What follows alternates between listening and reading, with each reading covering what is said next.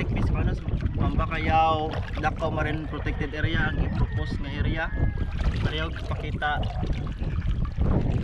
nga na siya ka dako padong dito.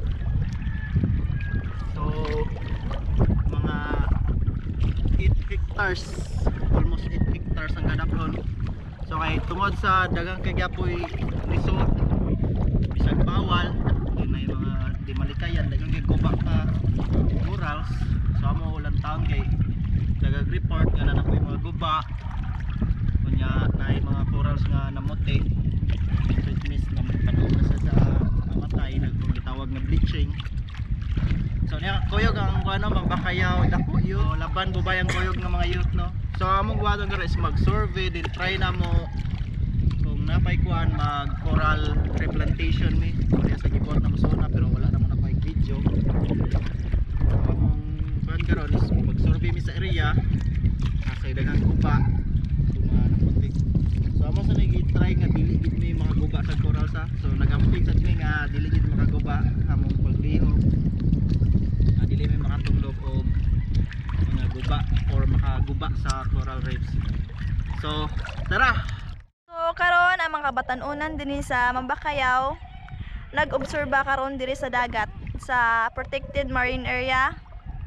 So karon naring nag-obserba sila kung nabay na nga guba na sad. Sila. Hi mo, hi. Hi. Hi. So, mao ni silang uban to adito. Nagpabili lang kami diri sa usa ka bato, nagtungtong.